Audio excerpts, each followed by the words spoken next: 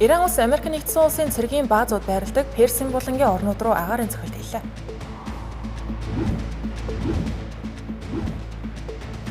Орос улбаны улсад түлшний хомсдол тодорхой хэмжээгээр үүсэж байгаа ч гэлээ нөхцөл байдал ноцтой хэмжээнд хүрээгүй гэв.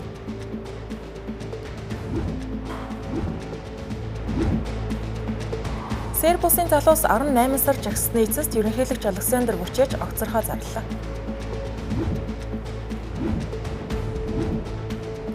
Бээжин хотод нисэх хонгод цамхаг мөргсөний улмаас нэг хүн нас барж 13 хүн гэмтжээ. Оройн дөрөв үзэгчтэй оройн Тэнгэрлийн гадаад мэдээ хүрэхэд бэлэн болсон байна. Анхаарлаа хандуулна.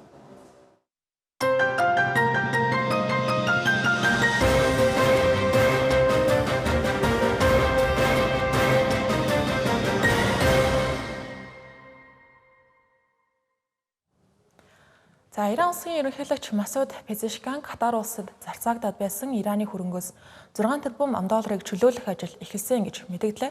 Тодорхойлбол Америк нэгдсэн улстай хийж байгаа хэлэлцээний хүрээнд нийт 12 тэрбум $-ын хөрөнгийн тал хувийг эхний ээлжинд Иранд буцааж шилжүүлэхээр талууд ажиллаж эхэлсэн байгаа гэсэн үг. Мөн шаардлагатай бүх зохицуултуудыг хийж байна гэж Ираны төрийн хэвлэлүүдэд ерөнхийлөгч Пезешкиан мэдээлэл өгсөн байгаа юм. За энэ талаар хэлэлцээ болж байгаа тухай өмнө нь Техранаас хэд хэдэн өндөр албан тушаалтнууд мэдээлэл өгчээсэн ч гэсэн Пезешкиан нь энэхүү асуудлаар тэр дундаа Катар улсад зарцаагдсан хөрөнгийг сулалгаар болсон тухай албан ёсоор ярьсан Ираны хамгийн өндөр албан тушаалтан болж байгаа учраас энэ удаад энэ чиглэлд дөрвтэй алхам хийгдэх магадлал өндөр байна гэж ажиглагч нь үзэж байна. Гэхдээ энэхүү мэдээлэл гарахын өмнөхөн Персийн булангийн бүсэд нөхцөл байдал тун хурцтаад байсан гэдгийг сануулах нь зүйтэй. Тодорхойлбол өнгөрсөн амралтын өдрүүдээр Иран, Америк нэгдсэн улсын агаарын цохилтын хариуд Бахрейн, Кувейт дэх Америк нэгдсэн улсын цэргийн байгууламжуудыг онилж дрон болон пуужингийн цохилтуудыг өгсөн байна. Мөн Америк нэгдсэн улсын айрам цэргийн ажиллагаагаа үргэлжлүүлж Ормосын хоолойд дахин гал нээх юм бол энхийн хэлэлцээг бүрэн зогсооно гэж Техранаас хатуу анхааруулсан. За Америк нэгдсэн улсын томоохон цэргийн бааз байрладаг Кувейт улсын тухайд эрх баригчид нь Ираны 2 пуужин мөн хэд хэдэн дроныг амжилттай устгасан гэж бол тухайн үед мэдээлсэн байна. Тэгээ халдлагын улмаас бол хүний амь нас эрсдээгүй, гэхдээ барилга байгууламжид мөн ноцтой хохирлоос учраагүй юм байна. Харин Америк нэгдсэн улсын тэнгисийн цэргийн 5 дугаар флотын штаб байрладаг Бахрейн улсад Ираны цохилтын улмаас олон улсын нисэх буудлын ойролцоох орон сууцны барилгад идрэл гэмтэл гарсан байна. Гэхдээ халдлагын үеэр хүний амнаас эрсдэг байна. Бахрейний талаас бол халдлагад шууд Иран их буруутгаж байгаа. Бахрейн улсын гадаад хэргийн яам хийсэн мэдгдлийг нь харуул. Энэ бол нэг удаагийн эсвэл санамсаргүй үйлдэл биш, харин Техраны зүгээс тогтмол давтагдж байгаа зориудын төрөнгийн бодлогынх нь илэрлээ гэж нэлээд хатуухан шүүмжилсэн байна. Кувейт Бахрейнээс гадна мөн Катар улсын эрх баригчид бүс нутагт болсон цэргийн ажиллагааны үеэр дроны хилтерхийд өртөж нэг энгийн иргэн амиа алдаж мөн нэг энгийн иргэн шархагдсан талаар мөн мэдээлсэн байна. Ийхүү урт хугацааны ихэнх хэлэлцээр байгуулах ажил дахин нурахгүй, саадахгүй гэсэн болгоомжлол огцом нэмэгдээд байсан гэсэн үг. Тэгвэл эдгээр Техраны анхааруулгууд Персийн булангийн улсууд руу хийсэн цохилтуудын дараагаар Дональд Трампын захиргаа мэдээлэл хийсэн. Инхдээ талууд Ормосын хоолой дох мөргөлдөөнийг түр намжааж дахин хэлэлцээ хийхээр тохиролцлоо гэсэн мэдээллийг өгсөн байна. Хэрвээ энэ үнэн бол тохиролцооны дагуу яг одоогийн байдлаар Ормосын хоолойгоор худалдааны усан онгоцууд чөлөөтэй зорчих боломжтой болсон гэсэн үг. Гэхдээ асуудал нь Ираны талаас энэхүү тохиролцоог албан ёсоор баталгаажуулаагүй хэвээрээ байна. Ямар ч тач шууд өгөөсгээгүй байгаа учраас Америк нэгдсэн улс болон Иран улсын төлөөлөгчид ирэх мэгмар гарагт Катар улсын нийслэл Доха хотод дахин уулзаж түр галз зогсоох санамж бичгийг хэрэгжилтийг ахиулах тухай хэрэгцэх төлөвтэй байна. Хоёр тал аль аль нь бие биеэ галз зогсоох тохиролцоог зөрчсөн гэж ийхүү харилцан буруутгаж байгаа ч гэлээ шинжээчдийн үзэж байгаагаар аль аль тал нь бүрэн хэмжээний дайныг эхлүүлэх сонирхолгүй байгаа учраас Дохад болох энэхүү дараагийн уулзалт нь зөвхөн Ираны цөмийн асуудал төдийгүй Ормосын хоолойн аюулгүй байдал бүс нутгийн доктортой байдлыг хадгалах дараагийн чухал алхам болно гэж шинжээчид дүгнэж байна. Орос улбаны улсын ерөнхийлөгч Владимир Путин Орос улбаны улсад үүсэж байгаа шатхууны хомсдлын талаар нээлттэй байр суурь илэрхийлсэн яриаг Кремлээс нийтэлсэн байна. Тэрээр Украины газрын тос боловсруулах үйлдвэрүүдэд өгч байгаа удаа-дараагийн дроны цохилтууд нь тодорхой хэмжээгээр түлшний хомсдол үүсгэд нөлөөлж байгаа нь мэдээж гэж хэлсэн байгаа нь анхны тохиолдол болж байна. Тодорхойлбол үүнээс өмнө Орос улбаны улсын газрын тосны дэд бүтцийн барилга байгууламжуудыг онилж байгаа Украины цохилтуудыг шатхууны хомсдолтой холбож ярьсан тохиолдол байгаагүй гэсэн. Энэ удаад тэрээр эрчим хүчний болон бусад чухал дэд бүтцүүдэд халдлага болж байгаа нь тодорхой хэмжээнд хүндрэл үүсгэж байгаа нь бол мэдээж одоо бидний гол зорилго бол агарын товтлогооноос хамгаалах системээ бэхжүүлж ялангуяа Кремийн түвшний нийлүүлэлтийг доктортой хангах явдлаа гэж ярьсан байна. Гэхдээ түвшний хомсдол тодорхой хэмжээгээр үүсэж байгаа ч гэлээ нөхцөл байдал яг одоогийн байдлаар бол ноцтой гэж ийм хэмжээнд хүрээгүй гэж үзэж байгаа гэдэг юм давхар хэлсэн байна. Түвшний хомсдол Кремэд хамгийн хүнд байна гэсэн мэдээлэлүүд бол байгаа. Кремийн эрх баригчид түвшний хомсдол болон цахилгааны тасалдалтай холбоотойгоор өнгөрсөн 7 хоногийн баасан гарагт онц байдал зарласан. Украины зохилтын улмаас шатхуун нийлүүлэх логистикийн сүлжээ доголдож, хувийн автомашин аж ахуй нэгжүүдэд шатхууныг худалдаалахыг хязгаарлаад байгаа юм байна. Засгийн газар шатхууны хомсдлыг намжаахын тулд юу хийж байгаа? Мөн ямар хариу арга хэмжээ авах шаардлагатай байгаа тухайд Владимир Путин хэлснээр шатхууны хангамжийн асуудлаар засгийн газрын шуурхай хурал хийж нөхцөл байдлыг докторжуулах хэд хэдэн арга хэмжээг хэлэлцсэн гэж байна. Түүний хэлснээр одоогоор улсын шатхууны 1.7 сая тонн нөөц ашиглагдаж байгаа бөгөөд 7 дугаар сарын үйлдвэрлэл нь 6 дугаар сараас өндөр байх болно гэсэн байна. Мөн түвшний хангамжийг доктортой байлгах ажлын хэсэг өдөр шөнөгүй ажиллаж байгааг мөн хэллээ. Түүнчлэн хамгийн түрүүнд газар тариалангийн салбарыг түвшээр тасралтгүй хангах шаардлагатай зэргийг бол анхааруулсан байна. Мөн дизель түвшний экспортыг бүрэн хориглох асуудлыг засгийн газар судалж байгаа гэдгийг мөн баталлаа.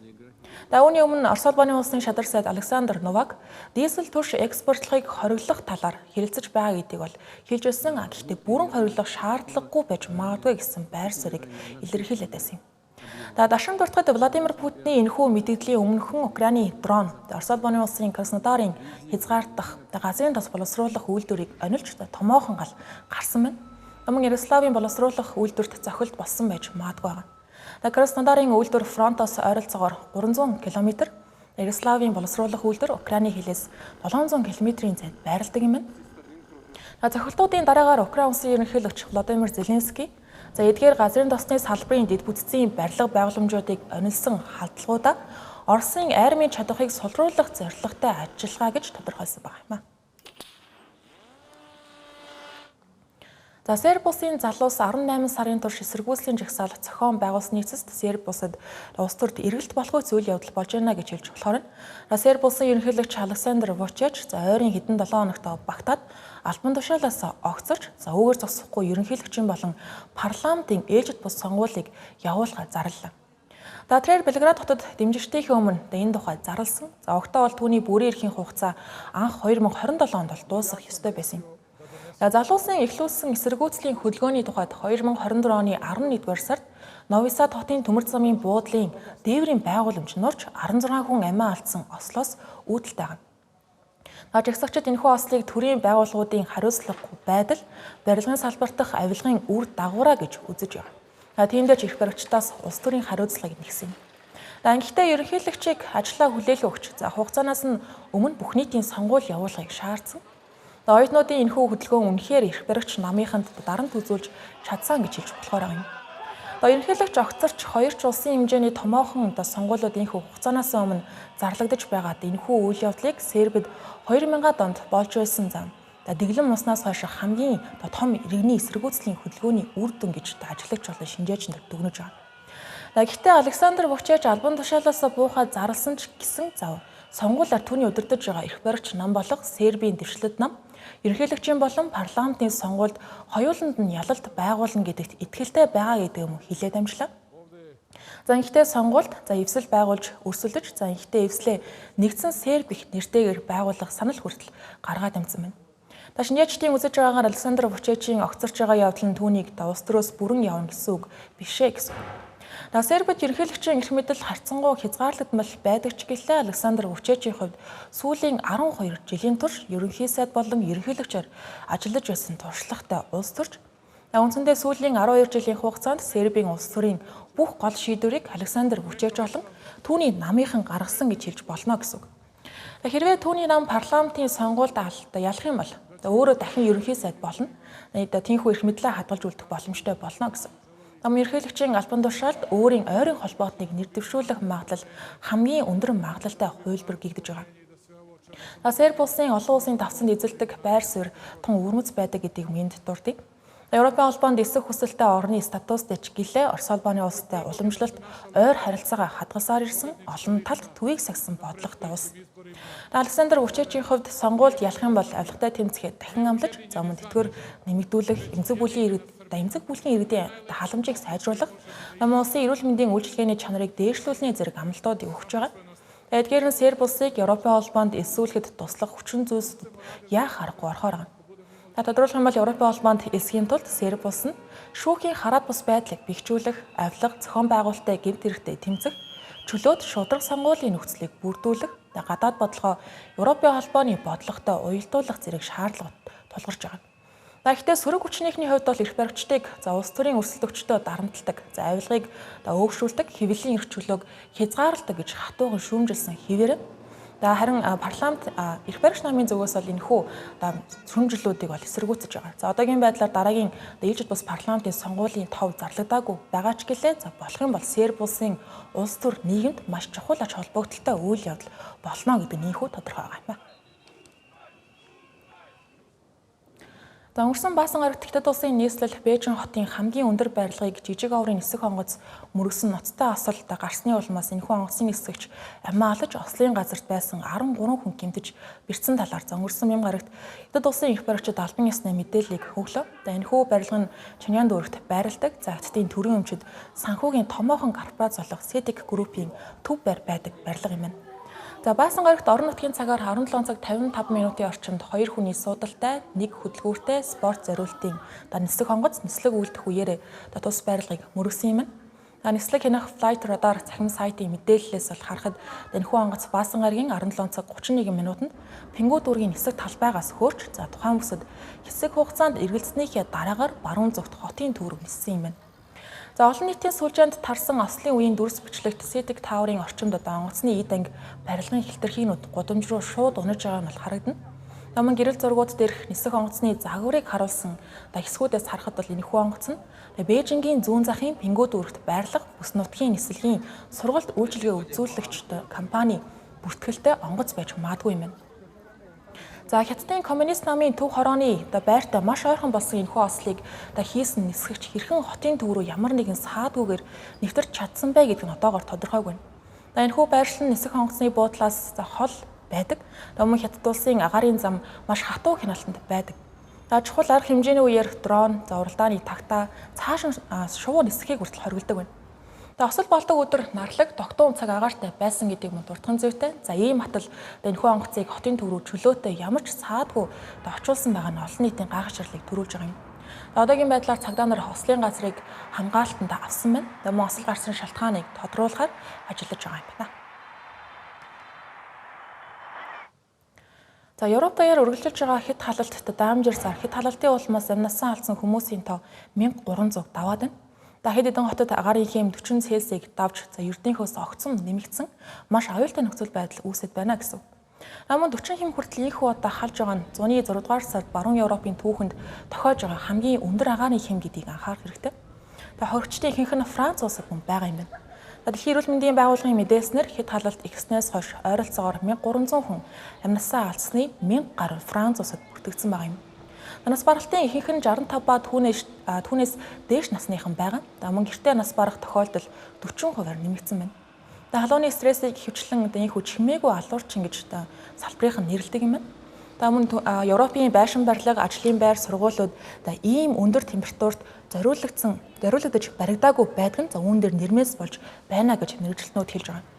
Одоогийн байдлаар Европ ТV-ийн хэмжээнд тухайлбал Герман, Польш, Чех, Унгар улсад агааны хэмийн дээд үзүүлэлтүүд дахин эвдэгцээр байгаа. Ингэхдээ хэд халалтын давалгаа яг одоогийн байдлаар бол зүүн тийшээгээ шилжин үргэлжилж байгаа юм байна. Тухайлбал Герман улсын зүүн хэсгээр 41.7 хэм, Польшийн хил орчмын зүүн Бранденбургийн Косчин хотод 41.7 хэм, Чехийн Прага хотын хойд хэсэгт орших Доксаны суурьнд 41.1 хэм тус хүрсэн байна. Даавар зогсохгүй Словак, Серб, Хорват, Итали, Австри, Украин улсын баруун хэсэгч мөн агаарын температур жирийн үеийнхээс огцом нэмэгдээд байгаа юм байна. Евро төв нь өөрөө хамгийн хурдтай дулаарч байгаа төв. Дэлхийн дунджаас 2 дахин хурдтайгаар халж байгаа юм байна. Италийн давалгаа одоо жил бүр тохиолддог жирийн үзэгдэл болоод байна гэж цагуурын мэргэжилтнүүд анхааруулж байгаа. Цаг агаарын энэхүү нөхцөл байдалтай холбоотойгоор Европын эрх баригчид шатараалсан арга хэмжээнүүдийг авч эхэлсэн байна.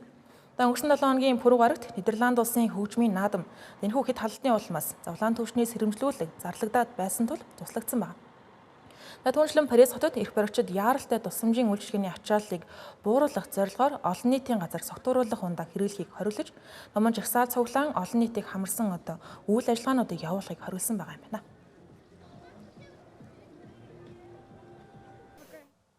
Хөтөлбөр үргэлжилж байна. Хөрвүүлэн бусад онцлог мэдээллийг тавчаар хүргье.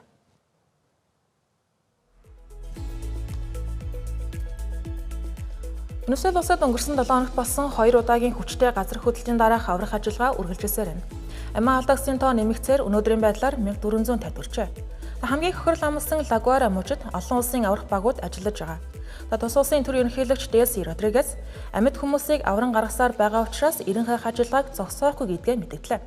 Мөн барилгуудын ашиглалтын аюулгүй байдлыг үнэлэх ерөнхийлөгчийн комисс байгуулж, сургуулиудын хичээлийг дахин 1-7 хоногоор хойшлуулсан байна. Лагуара мужийн цахилгаан хэмжээнд 75% сэргээсэн. Намын онцгой байдлын автомашинуудын хөдөлгөөнд саад учрахаас сэргийлж, гамшигын бүс рүү нэвтрэх хөдөлгөөнийг хязгаарлажээ. Их Британи улсын ерөнхий сайдад нэр дэвшиж байгаа Эндрю Бернхам өнөөдөр хийх бодлогынхоо томоохон илтгэлтэй эх 10 жилийн хугацаанд хэрэгжүүлэх мөрийн хөтөлбөрөөр танилцуулахаар болжээ. Тэрээр Манчестер хотод хэлэх үгэндээ эрх мэдлийг бүс нутаг болон орон нутгийн захиргаанд шилжүүлж, Их Британий бүх бүсийн эдийн засгийн өсөлтийг дэмжих зорилт тавьсан гэв. Түүнчлэн эх 10 жилд иргэдийн амжиргааны түвшинг дээшлүүлэх, залуучуудын хөдөлмөр эрхлэлтийг нэмэгдүүлэх бодлого хэрэгжүүлнэ гэлээ. Хэрвээ хөдөлмөрийн намаас өөр нэр дэвшигч гарахгүй бол тэрээр 7 дугаар сарын 20-нд ерөнхий сайдын албан тушаалыг хүлээн авах төлөвтэй байна.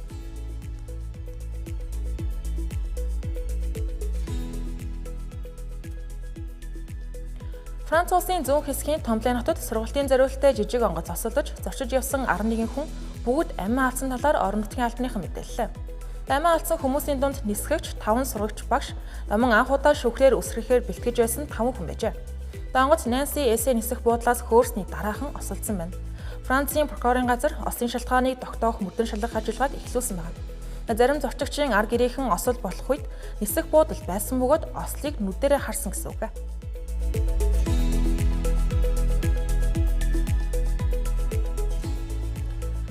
Улсын технологийн авраг Alibaba компани Америк нэгдсэн улсын батлан хамгаалах яам буюу Пентагоныг шүүхэд өгсөн байна. Өнгөрсөн 7 хоногт Пентагон Alibaba компаниг хятадын яарамтай холбоотой компаниудын чагсаалтанд оруулах шийдвэр гаргаад байсан юм. Компани зүгээс энэхүү шийдвэрийг үндэслэлгүй гэж үзэж, заавалмаар Калифорни мужийн Сан Хосе хотын холбооны шүүхэд нэхэмжил гаргасан байна. Alibaba ч гэлтгүй BYD, Baidu зэрэг компаниуд мөн энэхүү хориг чагсаалтанд багтснаа эсэргүүцэж, хятадын элчин сайдын яам Америк нэгдсэн улсыг үндэсний аюулгүй байдлын ойлголтыг хэд өргөжүүлж, хятадын компаниудыг албаар ялгарлан гадуурхаж байна гэж үзэж байна. Тэнгэр телевизийн оройны гадаад мэдээний таймаг хэлбэрийг хүлээн авсанд баярлалаа. Сайн хамраарай.